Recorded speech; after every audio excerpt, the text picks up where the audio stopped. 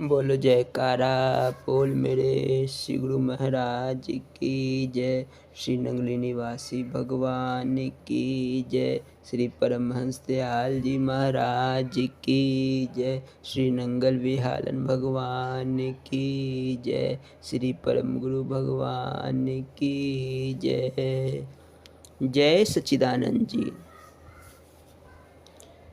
विक्रमी संवत 1903 तदनुसार रविवार तिथि रामनवमी सन 1846 को एक सिद्ध पुरुष का राम रूप में छपरा जिला सारण बिहार की पुण्य भूमि पर पाठक कुल में प्रादुर्भाव हुआ। इस जन योगी ने परमहंस स्वामी सच्चिदानंद जी महाराज से ब्रह्म विद्या ग्रहण कर श्री स्वामी अद्वैतानंद जी महाराज के नाम से ख्याति प्राप्त की।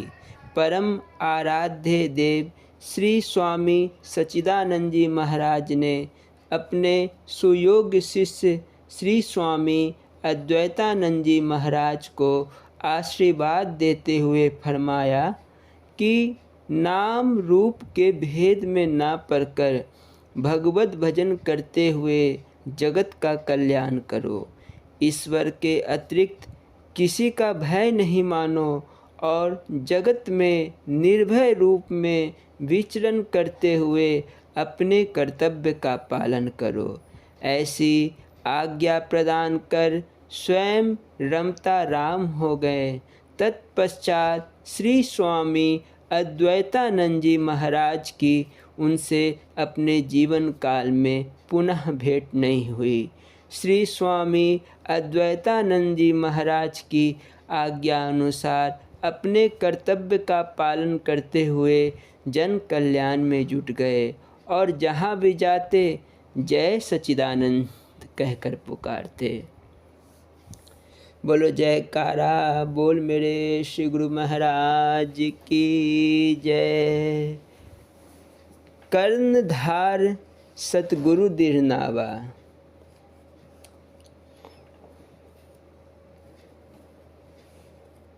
बोलो जयकारा बोल मेरे श्री गुरु महाराज श्री स्वरूप लीला संस्मरण। कर्णधार सतगुरु दृढ़नावा। वर्षा ऋतु थी, सावन मास चल रहा था। श्री महाराज जी की सेवा में लगभग 40 महात्मा और 30 भक्त सेवादार थे। उन सबके साथ हृदय सम्राट दाता दीन दयाल जी भकरेवाली से चले चिन्नौट जिला झंग तक तो गुरुदेव महाराज जी रेलगाड़ी द्वारा गए। चिन्नौट के पास चिनाब नदी पर रेल के लिए पुल बन रहा था। वहाँ चिनाब नदी का पानी 2 पहाड़ियों के मध्य में से गुजरता था। अंग्रेज ठेकेदार ने सरकार से 3 लाख रुपए में पुल बनाने का ठेका लिया हुआ था। नदी में बाढ़ आई हुई थी। श्री महाराज जी ने नदी पार होकर जाना था। उसी समय घाट पर तार आई कि नौकाएं ना चलाई जाए। देखते ही देखते पानी बहुत बढ़ गया। नदी ठाठे मार रही थी। तूफान की यह दशा देखकर सब डर रहे थे। श्री महाराज जी ने नाविकों से कहा कि नौका तैयार करो, हम नदी पार जाना चाहते हैं। उनके इनकार करने पर श्री सतगुरुदेव जी ने फिर कहने लगे, भाई हम तो अवश्य आज ही जाएंगे। नदी के दूसरे तट पर अस्थायी रूप से 3 वर्ष के लिए एक छोटा सा रेलवे स्टेशन छन्नी खिच्ची बना हुआ था। यात्री नौका द्वारा नदी पार होकर इस स्टेशन से रेलगाड़ी पर सवार होते थे और गाड़ी आगे सरगोधा तक जाती थी। श्री महाराज जी ने नाविकों से कहा, भाई रेलगाड़ी जाने का समय हो रहा है, इसलिए शीघ्र नौका तैयार करो। यह दृश्य ठीक वैसा ही था जब मर्यादा पुरुषोत्तम भगवान राम गंगा तट पर केवट के पास आए और उसे नदी पार करने के लिए कह रहे थे। निषाद राज जी ने भगवान राम से काफ़ी प्रश्न उत्तर किए। गोसाई तुलसीदास जी ने उस दृश्य का बखान इस प्रकार है। मांगी नाव ना केवट आना, कही तुम्हारे मर्म में जाना। चरण कमल रज कहु सब कही, मानुष करनी मरु कछु अहि। यह केवट भी ठीक उसी प्रकार इनकार कर रहे थे। उन्होंने कहा, श्री महाराज जी, पानी बढ़ रहा है, नौका आज किसी भी प्रकार नहीं जा सकती। श्री महाराज जी ने उनकी बातें सुनकर मुस्कुराकर बोले, लाभ आपका होगा और जो हानि होगी उसके जिम्मेदार हम बनते हैं। आप निश्चिंत होकर नौका तैयार करो। श्री महाराज जी के प्रेम भरे इन शब्दों को सुनकर वह नाविक नौका खोलकर घाट पर ले आया। श्री महाराज जी का पलंग नौका में बिछाया गया और साथ संगत भी उसमें बैठ गई। श्री गुरु महाराज जी पलंग पर विराजमान हो गए। उस समय का दृश्य बहुत अनुपम था। सर्वसाधारण संगत व्यक्ति श्री महाराज जी के पावन दर्शन करके प्रसन्न हो रहे थे। उसी समय एक व्यक्ति बैल लेकर आया। उसने भी नदी पार जाना था। श्री महाराज जी की आज्ञा अनुसार उस व्यक्ति को भी बैल सहित नौका में बैठाया गया। जब नौका घाट से चली तो नदी का तेज प्रवाह उसे धकेल कर ले गया। तब सब लोग चिल्लाने लगे कि हाय मर गए, हाय मर गए। कुछ व्यक्ति जो तैराक थे फौरन जंजीर फेंककर और रस्से लेकर नदी में कूद पड़े और नौका को खींचकर तट पर ले आए। नाविक ने श्री महाराज जी से विनती की, नौका आज नहीं जाएगी प्रभु जी। परंतु सतगुरुदेव महाराज जी बोले, नहीं भाई, हमने आज अवश्य जाना है, आप फिर नौका को चलाओ। जब फिर नौका चली तो बैल किसी कारण डर गया। एक स्त्री बच्चे को गोदी में लिए बैठी थी। बैल की पछाड़ लगने से बच्चे सहित नदी में गिर गई। नौका में फिर हाहाकारी मच गया। तब एक भक्त ने तुरंत छलांग लगाकर उस स्त्री को बच्चे सहित नदी से निकालकर नौका में बैठा दिया। फिर नौका बड़ी प्रेम से चली थी। उस समय महाराज जी ने दास अर्थात स्वामी सार शब्दानंद जी महाराज को आज्ञा दी कि भजन बोलो। शब्दानंद, नदी का सुंदर दृश्य है, सब मिलकर प्रेम से भजन गाओ। श्री महाराज जी की आज्ञा का पालन करते हुए दास ने ढोलक चिमटा बजाकर श्री स्वामी निजात्मानंद जी द्वारा बनाया हुआ श्री महाराज जी की स्तुति स्वरूप यह भजन गाया। सतगुरु आए तारने विच कलयुग दे, युग युग बिच अवतार धरन दे। भक्तांदा सुधार करन दे, दुष्ट जनों को मारने विच कलयुग दे। भक्त जनों की रक्षा कर दे, जो जो आकर सरनी पर दे। डन के उनके दुख विदारने विच कलयुग दे। भक्त सोई भगवान प्यारे, सतगुरु के चरण पखारे। तन मन कर दे वारने विच कलयुग दे।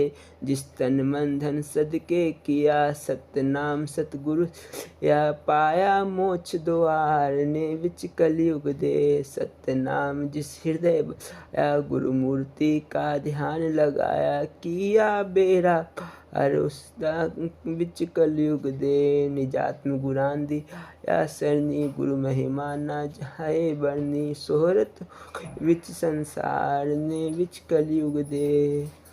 यह भजन श्री महाराज जी की प्रेरणा अनुसार ही बोला गया, जिसे सर्व संगत ने पसंद किया और पीछे गाया। वहाँ चनाब दरिया 3 पहाड़ों में से होकर प्रवाहित होती थी। नौका वहाँ चली गई जहाँ दरिया के 2 घाट थे।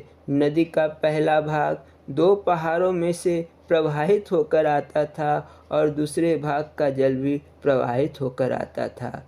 अभी पहला भाग नदी का पार कर रहे थे, वहाँ नदी का बहाव जो प्रवाह बहुत तेज थी, वहाँ पहुंचकर नौका भंवर में फंस गई और चक्कर खाने लगी। नाविक चिंतित हो गए। ऐसा भय होने लगा कि कहीं नौका उलट न जाए। जल के थपेड़े खाती हुई नौका इधर उधर पलटकर फिर सीधी हो जाती थी। बड़ी बड़ी लहरें नौका के पास आकर इधर उधर चली जाती थी। ऐसे भयंकर स्थिति में नाविक चप्पू छोड़कर दरिया में छलांग लगाकर पार होने की तैयारी करने लगे। उन्होंने श्री महाराज जी से कहा, हम जाते हैं, अब नौका का बचना कठिन है। नाविकों के इतने शब्द सुनते ही सभी लोग हाहाकार करने लगे। सब लोगों को ऐसी व्याकुलता देखकर श्री महाराज जी मुस्कुराकर बोले, आप निश्चिंत रहो। नाविक कहने लगे, थोड़ी दिन पहले यहाँ एक नौका डूब चुकी है, जिसमें यात्रियों और नाविकों सहित लगभग 150 व्यक्ति थे। आज तक उनका पता नहीं चला कि वे सब कहाँ गए। यह नदी बहुत गहरी है। पुल बनाने के लिए जो कोठी गाल रहे हैं तथा जल का अनुमान लगाने के लिए जो मोटे लोहे की सीख या गाड़ी हुई थी, वह भी पानी में डूब चुकी है। नदी के दूसरे तट पर पुल बनाने वाले अंग्रेज ठेकेदार ने दूर से तब ऐसी दशा देखी तो उसने एक बड़ी नौका, जिसे स्टीमर कहा जाता है और इंजन लगा हुआ था, इस नौका को बचाने के लिए भेजी। इधर एक नाविक ने कहा कि संत महात्मा तो प्रकृति के स्वामी होते हैं, फकीर लोग तो डूबते को बचा लेते हैं, परंतु श्री महाराज जी, आपकी रक्षा के लिए एक और नौका आ रही है। हम तो तब जाने जब यह नौका पार लगे। इधर वह नाविक श्री महाराज जी से ये बातें कर रहा था, उधर सब लोग निराश थे, परंतु श्री महाराज जी आनंदित होकर खूब हंस रहे थे। अभी वह इंजन वाली नौका स्टीमर इस नौका के पास नहीं आई थी कि यह नौका नदी के दूसरे तट पर जा लगी, जो वहाँ से बहुत दूर था। सब लोगों ने जब आंखें खोली तो यह देखकर सब चकित रह गए कि नौका नदी पार कैसे हो गई। कोई इस रहस्य को ना समझ सका कि नौका को किसने और कैसे पार लगाया। उस भंवर में से नौका को निकलते किसी ने नहीं देखा। नदी के दूसरे तट पर खड़े दर्शक यह अद्भुत दृश्य देखकर बहुत चकित रह गए। वह लोग श्री महाराज जी के महान व्यक्तित्व से प्रभावित होकर श्री चरणों में प्रणाम करने लगे। बोलो जयकारा बोल मेरे श्री गुरु महाराज की जय। श्री नंगली निवासी भगवान की जय। जय सच्चिदानंद जी। स्वामी हीरानंद पुरी जी महाराज जी के अमृत वचन।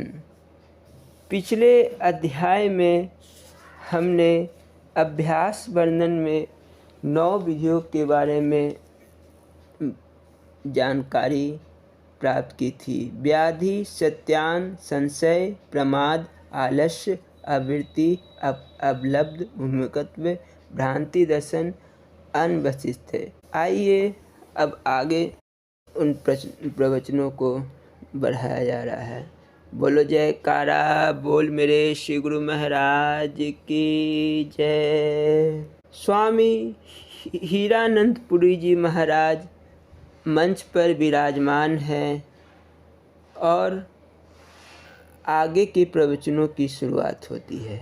बोलो जयकारा बोल मेरे श्री गुरु महाराज की जय। वह शब्द ज्योति प्रकाश सदा के लिए इसी प्रकार स्थिर रहे।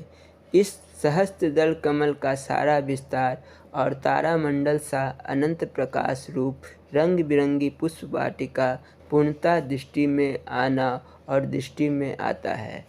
उसका स्थिर रहना कोई साधारण बात नहीं है, क्योंकि यह स्थान वेद स्वरूप ब्रह्म का है। इसलिए थोड़े से अभ्यास से इन स्थानों का सारा भेद खुलना या सदा स्थिर रहना अत्यंत कठिन है। किंतु गुरुमुख अभ्यासी कभी कभी इस स्थान में प्रकाश दिखाई देने या झिंगुर का शब्द सुनाई देने अथवा चिड़ियों की ध्वनि सुनाई देने को भी सतगुरु की अपार दया कृपा का ही फल जाने और अपना अहोभाग्य समझे। अब जिस प्रकार यह अभ्यासी अभ्यास और वैराग्य के बल से ऊपर को अग्रसर होगा, वैसे ही शब्द स्वरूप शुद्ध और समीप ही सुनाई तथा दिखाई देंगे। इसलिए सद्गुरु के ऊपर पूर्ण भरोसा, श्रद्धा और विश्वास रखकर लगन, प्रेम और निष्कामता, निराभिमानता से नित्य निरंतर सुमिरन, ध्यान, भजन का अभ्यास करते रहना चाहिए। संत सद्गुरु का शिष्य को सुमिरन, ध्यान, भजन का अभ्यास देने का यही अभिप्राय है कि जीव की मनोवृत्ति जो 9 द्वारों के अंदर अथवा पिंड देश में बंधी हुई है, वह सुमिरन ध्यान के अभ्यास द्वारा भू, भुवा, स्वः आदि ब्रह्मांड देश में पहुंचकर परमेश्वर को ज्योति स्वरूप करके प्राप्त करे। जो अभ्यासी मनोवृत्ति को प्रथम द्वितीय स्थान में स्थिर करे, तो अभ्यास का रस तो उसे अवश्य ही आएगा। सुनाई दिखाई ना भी दे तो कोई हानि नहीं है। और जो पूर्ण श्रद्धा प्रेम से मनोवृत्ति को अजपा, ध्यान, भजन अथवा अनहद में जोड़ेगा और जिस स्थान का शब्द सुनाई देता है या प्रकाश दिखाई देता है, धीरे धीरे उस स्थान में पहुंचने का यत्न करेगा, तो उसे अवश्य ही शब्द स्वरूप का प्रत्यक्ष आनंद आएगा।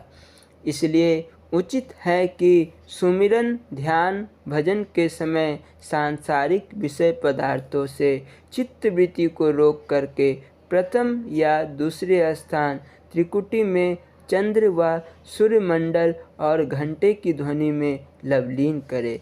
यदि पिंड की ओर उतरे तो ईश्वरीय आनंद का चिंतन करके पुनः ध्यान सुमिरन में लगावे और ध्वनि या ज्योति में स्थिर करे।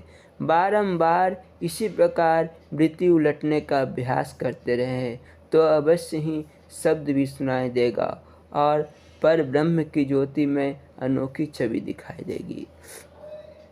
इसी प्रकार अभ्यास का आनंद अवश्य ही आएगा, किंतु सुमिरन, ध्यान, भजन करने के लिए तीव्र प्रयत्न और लगन तथा वैराग्य अवश्य ही होना चाहिए। यदि अभ्यास के समय मन बस में न आए तो ईश्वर स्वरूप दर्शन हीरा प्रकाश नामक ग्रंथ में अभ्यास के विषय में प्रवचन ध्यान से पढ़े तो मन पर अवश्य ही उसका प्रभाव पड़ेगा और अभ्यास खूब बनेगा।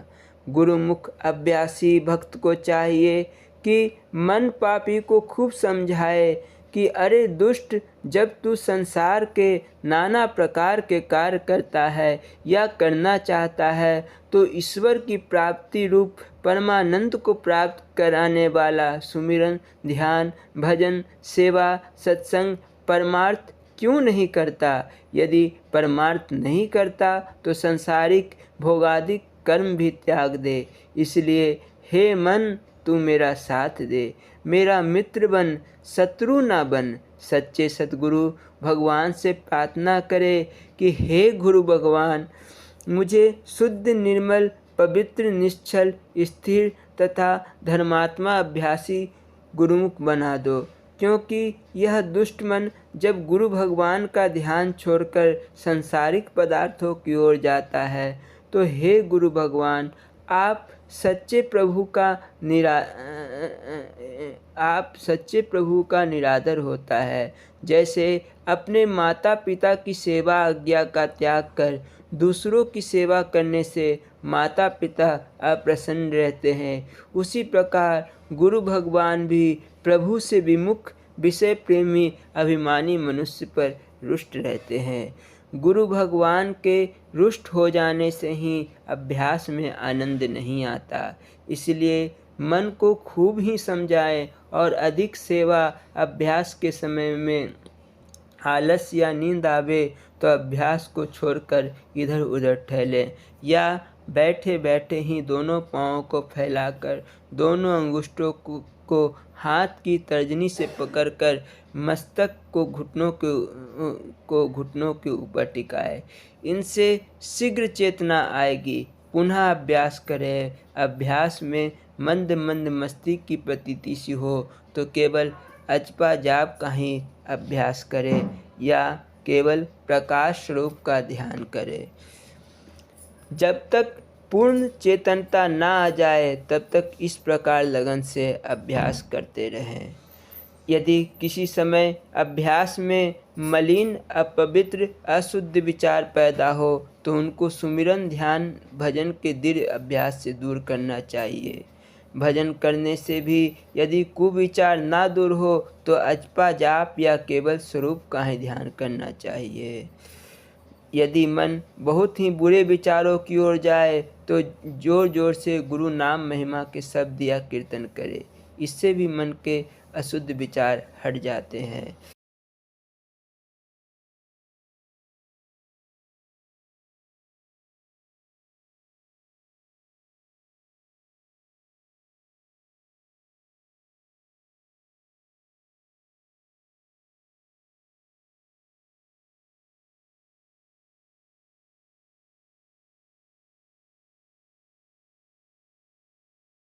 फिर अभ्यास में लग जावे। यदि फिर मन में व्यर्थ तरंगे उठे तो वैराग्य के शब्द, साखी शब्द आदि पढ़े। संसार की नश्वरता, दुख रूपता का चिंतन करे। नरक की यातनाओं का स्मरण करे। इससे भी मन के विकार दूर हो जाते हैं। पुनः अभ्यास में बैठे तो अवश्य ही अभ्यास का आनंद आएगा। और इन शब्दों का पाठ भी करें। पिंड ब्रह्मांड के भेद को सतगुरु दीन जनाए। हीरा सतगुरु ध्यान से पूर्ण काम बन जाए। वृत्ति न पकड़ा शब्द को ब्रह्मांड देश में गई। हीरा होई आनंदमती चिंता न लेस रही। सतगुरु पर बलिहार गया अपना सर्वस जान। हीरा सतगुरु ने हरी 484 खान। बोलो जयकारा बोल मेरे श्री गुरु महाराज की जय। शेष अगले भाग में। बोलो जयकारा बोल मेरे श्री गुरु महाराज की जय। श्री नंगली निवासी भगवान की जय। श्री परमहंस दयाल जी महाराज की जय। श्री नंगल विहालन भगवान की जय। श्री परम गुरु भगवान की जय। जय सच्चिदानंद जी।